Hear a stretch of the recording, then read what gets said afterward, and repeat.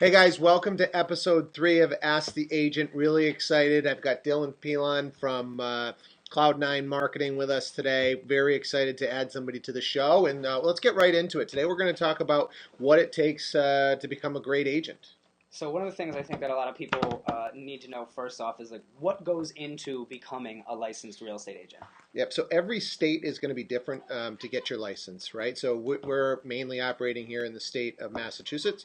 In our state, the pre-licensing requirements are that you're going to do 40 hours of classroom time, and then you're going to sit for that state exam. But every state's going to be different. There are some states out there which are going to be less, and then some states where you're going to need like a bachelor's to get your license. So Wow. it definitely varies. Once you have your license in a particular state, then you can go ahead and, so there are some states which offer reciprocity. So you can get your license here, and then, for instance, Connecticut, our neighboring state here, once we have our Massachusetts license, we can get our license in Connecticut. So for those people who might vacation somewhere else, maybe you can get your license in your state and also, without passing another exam, get a license in another state. Okay, so once you jump through all the hoops and you complete all of that and you are a licensed real estate agent, what's your day-to-day look like? Yeah, so then you're going to want to align with a brokerage, okay? And most brokers are also parts of the National Association of Realtors. So there is a distinction between just being a salesperson, and you can operate without joining the National Association of Realtors. Most of the population is going to be part of that organization. There's some ethics and standards that those agents are going to live and work by. And so our agency is part of that organization. So look for that when you're looking for an agency. Are they a member of your local board, the state board, and then the National Association of Realtors? So once you are, part of a brokerage, now you're going to get, trained up and start to learn the business. So every agency is going to have a little bit different process on how they're going to bring you to speed. And there's a lot of different methods out there. I personally like getting people just right involved in the mix versus sitting them through all kinds of designation training and document training. Let's get them out there. Let's make sure they understand the basics and start having them interact with clients. Now, there's hundreds, maybe thousands of agents in our area. What separates a good real estate agent from a mediocre real estate agent? Yeah, so commitment, right? I mean, I think a lot of people have big dollars in their eyes when they think about getting into this business, but you've got to be very committed to this industry. There is so much to learn. I mean, just to get the general track down of how a transaction goes, you've probably got to do a couple of dozen deals. And to really get a feel for the business, you got to get over 100 transactions. Before, and even at that point, there are still going to be some intricacies that are going to come up that are going to be a little bit different. So commitment to the craft, getting in and not being afraid to make mistakes, getting outside of your comfort zone.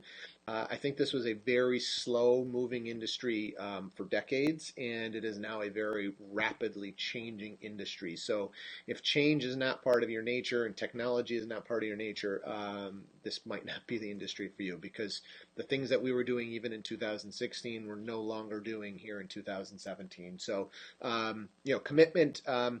Marketing, right? So going outside of the box in marketing, we've obviously teamed up with you guys to help with our marketing, because I just don't think the individual agent can keep up with the marketing anymore.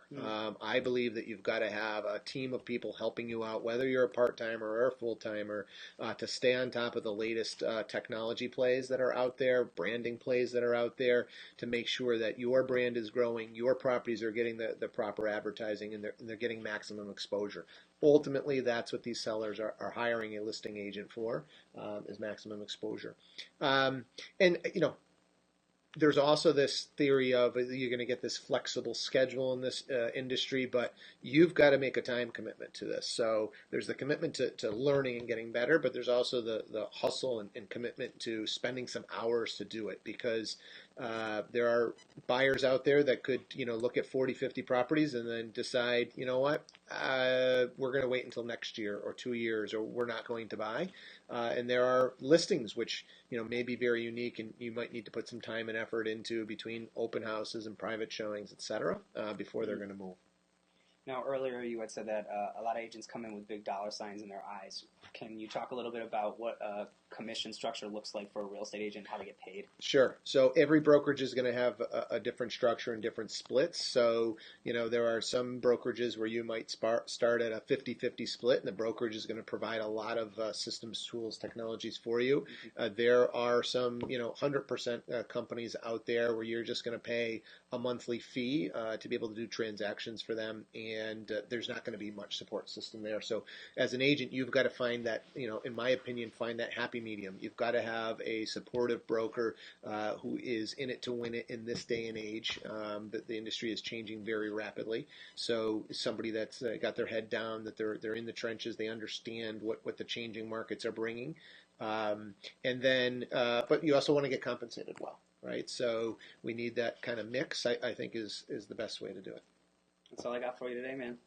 All right, guys, if you had any questions that maybe we didn't answer about getting into this wonderful world of real estate, please hit us up in the comments below. And also, if you've got questions that you might want to see answered on future episodes, let us know. We'd love to answer them for you live.